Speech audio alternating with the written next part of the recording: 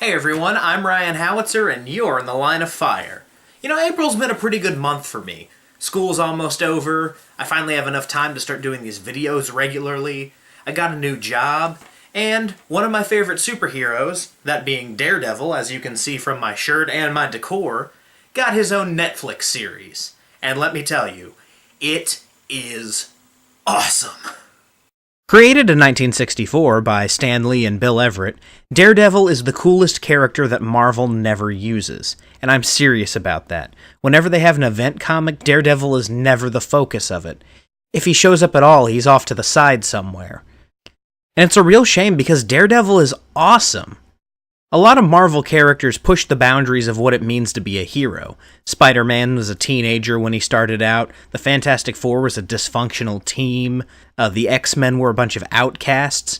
Daredevil is blind. Literally blind. He cannot see. Daredevil's real name is Matt Murdock. Matt Murdock's father was a washed-up prizefighter, and his mother was estranged from him, although later it's revealed that she went off to become a nun. Matt grew up in Hell's Kitchen, which in the Marvel Universe is the rough neighborhood of New York.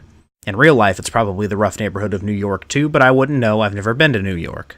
One day, Matt saves a blind man from almost getting hit by a truck, but the truck was transporting toxic waste and some of it splashed off the truck and got in Matt's eyes.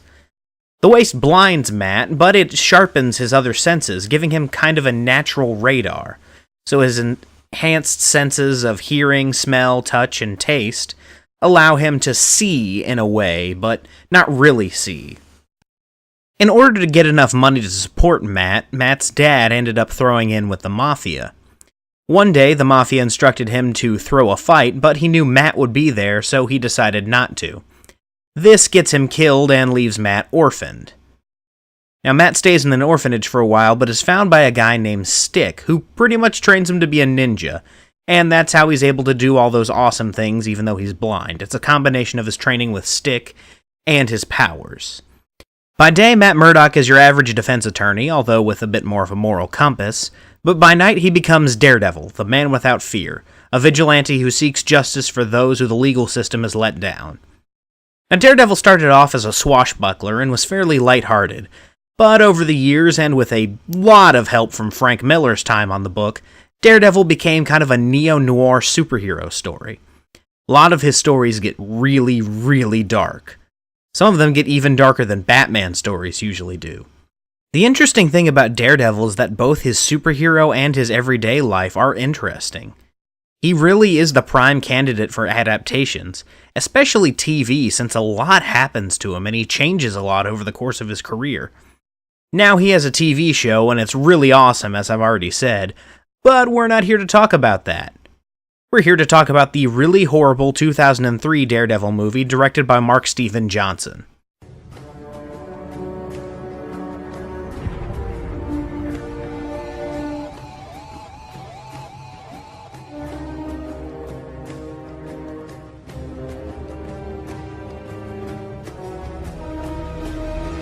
At this point, Marvel Studios had very few products all to itself. In fact, I don't think it even had any at this point. So this movie was put out by 20th Century Fox.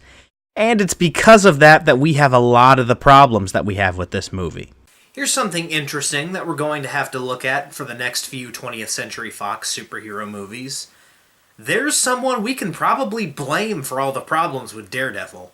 And his name is Tom Rothman. Tom Rothman was the CEO of Fox at the time that this movie was released. His name is usually brought up when people talk about how bad editorial mandates can get.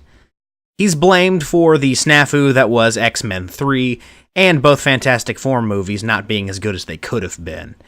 Now, what people accuse him of in this one is changing up the script and the editing of Daredevil to make it more of a summer blockbuster and less of the character-driven, hard R-rated, violent, Miller-esque Daredevil story that the script had promised originally.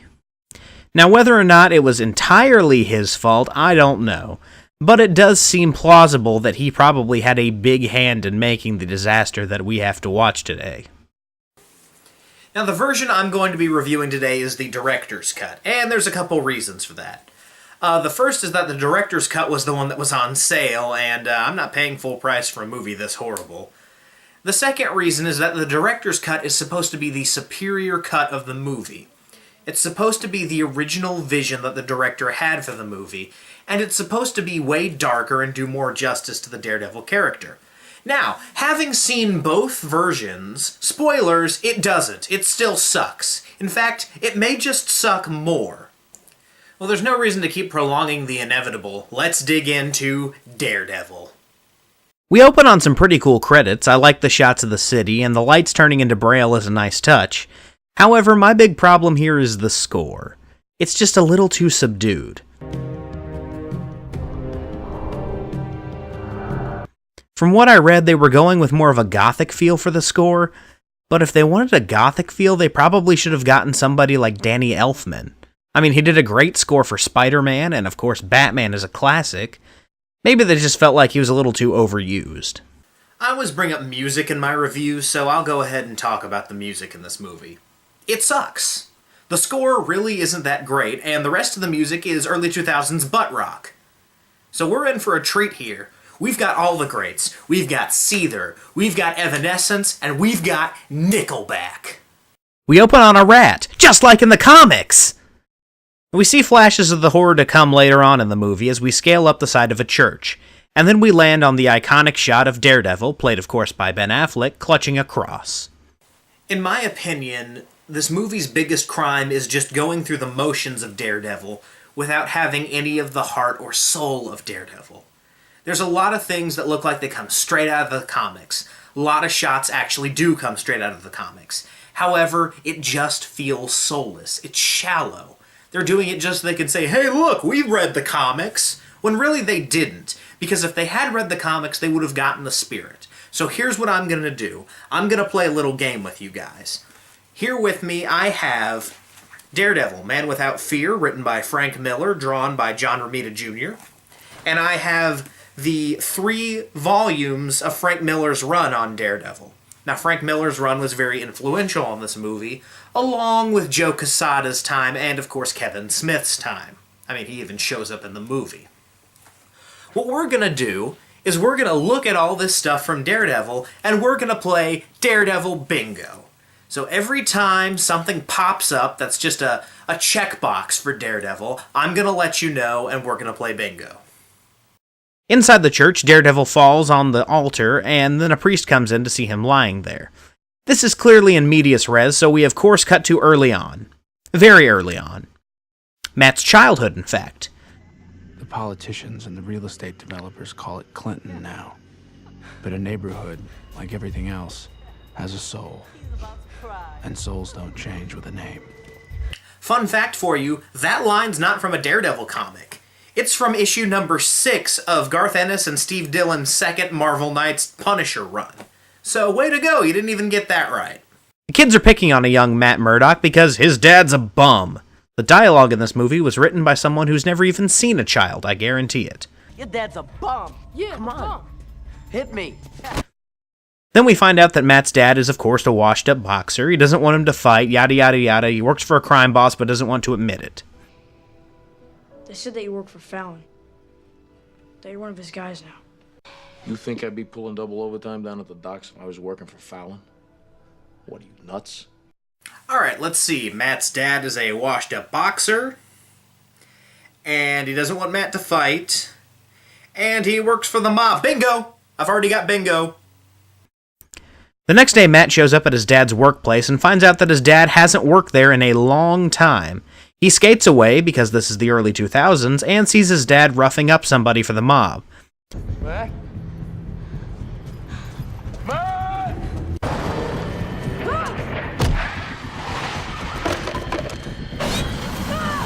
Well, it looks like it's toxic waste o'clock, and coincidentally, this begins round 2 of Daredevil Bingo. Matt wakes up in a hospital and is hearing loud crashing sounds. It turns out that the sound is literally just the medicine in his IV. That's how sharp his hearing has become. Alright everyone, take out your bingo boards. Matt's freak-out moment in the hospital is definitely on them. In fact, Matt can hear everything inside and outside of his room. His dad comes in to apologize, and we find out that Matt's blind now, but he can hear everything. We then cut to a montage of Jack training to box again and Matt studying. Ben Affleck narrates behind it all and explains Daredevil's powers. Very poorly. I had lost my sight, but I got something back in return. My remaining 4 senses functioned with superhuman sharpness. But most amazing of all, my sense of sound gave off a kind of radar sense. High above the roar of the streets, I trained my body and my senses. An acute sense of touch gave me both strength and balance. I suppose you could mark this off on your bingo board, but personally, I'm not gonna, because I've got some problems with this. The first one's a minor nitpick, but the second one's a major problem. Firstly, Matt's not supposed to become some kind of super blind ninja until after his dad is dead, but that's just a minor nitpick. However, the major concern I have is that Matt learns to do this himself. In the comics, Matt had a mentor named Stick, who first showed up in Volume 2 of Frank Miller's Daredevil, but was later given a more prominent appearance in Daredevil the Man Without Fear, which is Matt Murdock's origin story. There's no way that Matt, who just a few minutes ago was writhing in pain on the hospital floor, would be able to teach himself to become a ninja. It's not possible. Matt's later attacked by the bullies again. Yes, they're attacking a blind kid. But this time he kicks their asses, so it's okay. We then cut to the night of Jack Murdock's big fight against John Romita. So he's fighting John Romita. Alright, everybody, mark that off on your bingo board, because that's something that's going to pop up a lot in this movie. It seems like every third character is named after someone who worked on Daredevil at some point. I mean, just wait for the next scene. We see that he's being shaken down by Tuco's invalid uncle from Breaking Bad, and he tries to force Jack to throw the fight. Miller, Mac, Bendis, they're all my fighters. Miller, Mac, and Bendis. Were Smith, Wade, and Brubaker not available? Jack begins to throw the fight, but he has a change of heart when he hears his son's voice over the entire crowd of people. How could he hear Matt over the rest of the crowd? I thought Matt was the one with super hearing. He ends up knocking Romita out. Matt waits for his dad outside an alley, but his dad is of course killed for not doing what he was told. A rose is put on his corpse. It's a plot point. And Matt finds his dad's body, and it's really hard to take the scene seriously for some reason. This should be a really heartfelt and serious moment, but there's just something about this scene that I can't take seriously.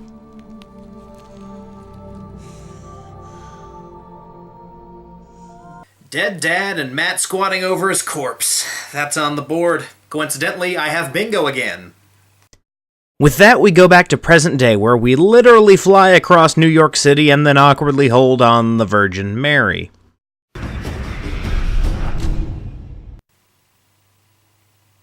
I'm having a staring contest with Mary. Dang it! Okay. We cut to Matt's apartment, where he sleeps in a water coffin for some reason, and listens to early 2000s butt rock. We also see how Matt functions day to day, and here is where I'm going to say Ben Affleck is not what's wrong with this movie. Look at him. He's actually pretty good at playing a blind guy. It's not his fault that this movie sucked. It's the script's fault. This is essentially a suit-up sequence, though, and we'll get one not too long from now. Then we cut to a courtroom that has its Matrix filter turned on. Seriously, everything is green. Matt is prosecuting, despite the fact that he's a defense attorney, and the clearly guilty man is let go because Matt's client has a history of drug abuse. Matt threatens the witness. Mr. Quesada, for your sake, I hope justice is found here today. Somebody gonna say something? And the defendant, a guy named Quesada, is acquitted, and Matt is consoled by his partner Foggy Nelson, played here by Jon Favreau. Matt suits up later that night and goes after Quesada. Two things. One, this is the second suit-up sequence we've had in like 10 minutes.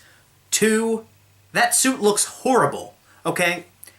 Leather is not an acceptable substitute for spandex, because as silly as spandex may look on the big screen, leather looks sillier. While Matt is swinging, flipping, navigating the city, there is lots of bad CGI acrobatics. I mean, if Daredevil the video game existed, thank God it doesn't, this is what it would have looked like. Quesada is over at Josie's bar, update your bingo sheets, and he's getting drunk. That's when Daredevil attacks. And this line is golden. What do you want? Justice. The fight scene here is horrible. The editing makes it impossible to see any of the choreography. There's a Nickelback song playing in the background. Daredevil's radar effect looks awful, and the flashing lights are jarring. They just give me a headache. Basically, in the end, everybody's out except for Quesada and Daredevil. And then Daredevil makes a really bad pun. Quesada! Time to give the devil his due. Hey, I'll make the bad puns around here, Affleck. One more like that and we'll put you in the penitentiary. Daredevil ends up chasing Quesada into the subway, where he tries to garrote him to death, but instead decides to throw him under a train. Here's another great line. Hey, that light at the end of the tunnel, guess what? That's not heaven. I'm killing you. That's the C train. Later on, the police set up a crime scene, and reporter Ben Urich shows up to ask about Daredevil. You keep running those stories, and we're gonna end up with a bunch of copycat vigilantes who are gonna get themselves killed. Are you here to confirm that Daredevil was responsible for this, Detective? Batman! The police deny Daredevil exists, and then this happens.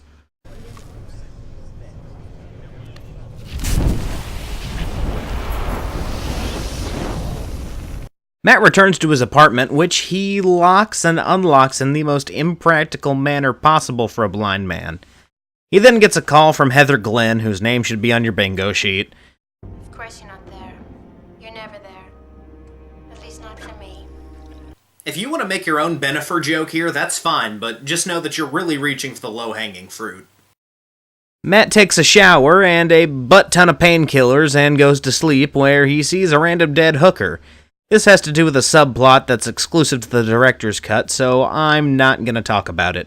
There's also a random nun, who is also only in the director's cut and has no bearing on the rest of the movie at all. You see, there are reasons why things are cut from movies. We cut to the next day, where Matt and Foggy banter about urban legends and the fact that none of their clients have money. He's a good man, and he doesn't have a lot of money, and he goes fishing on the weekends, so I guess that's... Yeah, well, I go salsa dancing on the weekends, but I don't shake my ass to pay my phone bill, you know what I'm saying? You know, we need some better clients. I'm tired of these pro bono cases. What is your problem with our clients? We have good, honorable clients, decent people. What's your idea of better? To define better. Better client. Better means rich and guilty, okay? There's something really wrong with Foggy in this movie. I don't think Jon Favreau was the right choice for Foggy, but there's another problem. Foggy is extremely negative. In the comics, Foggy's supposed to be the upbeat one. He's the comic relief. He's what keeps us from becoming depressed because Matt and Daredevil's lives are a mess. Here, he's just complaining all the time. He's really bringing the movie down, which is not what Foggy's supposed to do. Every time you disappear and we can't get a hold of you on the phone and I'm there working alone, you come in, you're all cut up. I'm in the Fight Club. And it's the first rule of Fight Club. Don't talk about Fight Club. So you're not in the Fight Club. You're out of it. And the award for worst delivered movie reference in another movie goes to Daredevil. Congratulations, guys. That was very awkwardly delivered and just plain horrible. Matt makes a really bad Fight Club joke, and then he notices that his future wife is walking through the door. Yes, this is Jennifer Garner. He goes up and talks to her, but she's a horrible person who mocks the blind. Matt tries to get her name, but she won't give it, and he follows her to get it. Matt follows her to a random playground and acts like a total creep, and we partake in a horrible person versus horrible person fight scene. And yes, this is the most infamous scene in the movie. Probably one of the worst fight scenes in movie history. Now, what makes this a horrible fight scene? Well, the choreography is extremely stiff. There's really no reason for this fight scene to be happening, and it's just stupid on all levels. I mean, yeah, he was being a creep, but on the other hand, he's blind. What are you gonna do, beat up a blind guy? And yeah, I know he's Daredevil, but still, he's a blind guy. She doesn't know he's Daredevil. She ends up winning the fight, of course, and introduces herself as... My name's Electra Nachios. Electra Nachios. Shouldn't they already know each other? I mean, they dated in college. Oh, guys. There are a lot of problems with Elektra in this movie. She's one of the worst characters in the film. However, let's start with the first problem. In the comics, Matt and Elektra dated in college. So when she showed up, it was this whole swarm of emotions that washed over Matt. And it really kind of developed his character a lot. And it gave her a lot of development, too. However, for some reason, they went with the love at first sight thing, which really just kind of makes Elektra a shallow character in this movie. We cut to Kingpin and, oh, you've gotta be kidding me.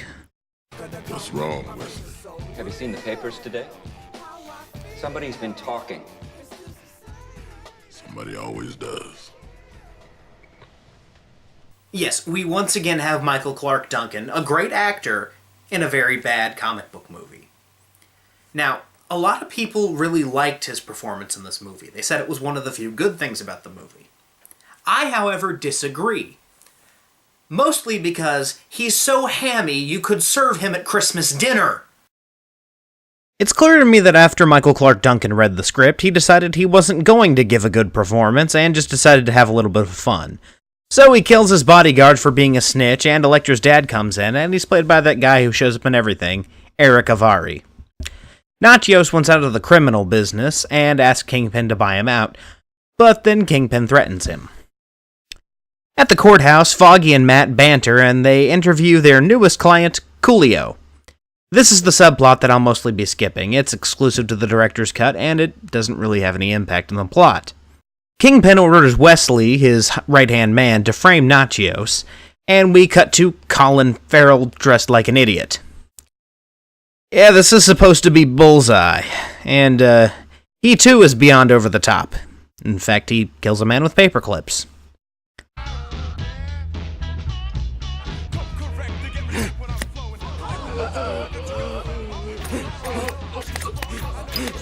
Yes, no less than Colin Farrell takes one of the coolest villains that Daredevil ever goes up against and turns him into this. Farrell continues to be a weirdo at the airport and somehow doesn't get arrested. And he then does something we all wish we could do on an airplane. Said.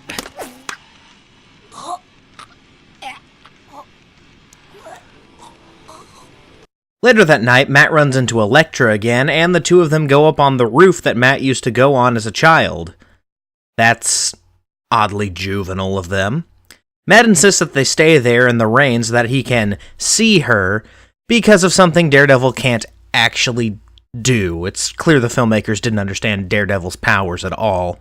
Here's another perfect example of the filmmakers not understanding Daredevil. His powers don't allow him to do this. It's just made up for this particular scene, and then a later scene. He doesn't even use it practically. Matt hears someone crying out for help and leaves to go fight crime, rather than round third base and head for home like he did in the theatrical cut. Matt interrupts a shakedown to interrogate somebody about the Kingpin. However, in the process, he scares a child, which for some reason messes with him. Well, I guess since he's blind, he doesn't understand that he's dressed up like the devil. The next day, Matt visits a church and has a conversation with the priest about confessional and such, because this is Daredevil and they have to. Matt arrives at his office, and we meet Karen Page. She doesn't do anything in this movie, she's pretty much just there so they can say she's there. Turns out Matt was invited to a fancy dinner that Elektra's dad was throwing, but Foggy complains some more about not having money.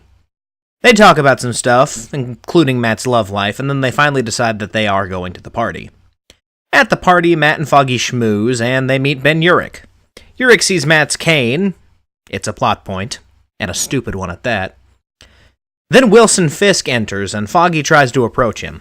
Fisk offers them a job, but Matt shuts him down because, well, they only represent the innocent. Foggy's about to chew out Matt for saying something like that, but then he sees Elektra and tells Matt that she looks amazing. Matt and Elektra dance and flirt while Foggy tries to schmooze some more. We cut back to Bullseye, who kills Frank Miller. Yeah, he kills Frank Miller. Linkara should be happy. Frank Miller cameo. Everybody grab your bingo boards. And then he steals Frank Miller's motorcycle. Back at the party, Kingpin threatens Nachios some more. Nachios leaves and Elektra follows, but Nachios doesn't want her to. She ends up leaving anyway. Bullseye does ridiculously stupid stuff on a motorcycle while trying to kill Nachios. Instead of just killing him. Daredevil intervenes and we get another CGI-laden crap fest of a fight. In it, Bullseye gets mad because Daredevil makes him miss. Oh no! By the end of the fight, Bullseye does end up killing Nachios with Daredevil's billy club. And even though she can very clearly see that Bullseye threw the club, she blames Daredevil. Wow. Urich arrives at the crime scene later and tries to get more info out of the cops, but they snap at him. At Matt's apartment, he throws a hissy fit. The next day, Kingpin congratulates Bullseye on the hit, but Bullseye is still upset that Daredevil made him miss, and he wants to go after him. Kingpin orders him to kill Elektra as well, and pretty much tells him that Daredevil's fair game too. At Nachios' funeral, Elektra is upset and won't let Matt see her in the rain, despite the fact that he shouldn't be able to do that anyway. Urich stops Matt and gives him information that'll help him out with his Coolio case, and speaking of the Coolio case, Foggy is able to implicate Kingpin's right-hand man in the murder. Urich goes to visit Kevin Smith, who's playing a coroner named, and you're not going to believe this, Jack Kirby. Alright, we've got a twofer here. We have Kevin Smith and a reference to Jack Kirby. Okay, filmmakers, you can name characters after people who didn't work on Daredevil, right? He has Daredevil's billy club that was used to kill Nachios, and he finds out that it turns into a blind man's cane. Then Foggy calls Urich and tells him that he's able to implicate Wesley in the murder. Back at Elektra's apartment, she slaughters sandbags to Bring Me to Life by Evanescence. Oh, early 2000s never change. Now, her ninja skills in this movie are problematic. Okay, here's another problem with Elektra. In the comics, her ninja skills came from her training as an assassin with the hand. The hand isn't in this movie, so she literally pulls some ninjutsu out of her butt. Later that night on a rooftop, she ambushes Daredevil and the two fight while Matt tries to convince her that he didn't do it. Because she saw that he didn't do it. Bullseye is there too. The action is way too stiff and the camera sucks. That's the problem with all the fight scenes in this movie. Well, that and the horrible CGI. Elektra stabs Daredevil and unmasks him only to find that it's Matt. Oops. Then Bullseye attacks, and if you have even a passing familiarity with Daredevil, you know that Bullseye plus Elektra equals dead Elektra. Yes, the saga of Elektra, which took place over several issues of Frank Miller's Daredevil run, literally happened in 5 minutes. Daredevil narrowly escapes the police, and we end up right back at the beginning of the movie. Bullseye enters the church, and he and Daredevil fight in yet another awful fight scene involving stained glass used as throwing stars, and a fight on a giant pipe organ. The police set up to burst in outside, and you can really see the Batman influence in this movie, especially right in this scene. During the fight scene that probably got everybody involved in production on this movie a lawsuit from Tim Burton, a sniper sets up to shoot both Bullseye and Daredevil. However, Daredevil literally hears the round being chambered from across the street and is able to get out of the way. Bullseye ends up with a bullet through both of his hands and some more half-hearted religious symbolism.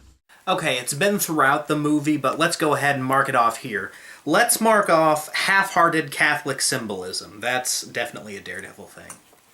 It's from Bullseye that Matt finds out that Fisk is the Kingpin. He then throws Bullseye out of the window onto Ben Urich's car and makes a horrible pun.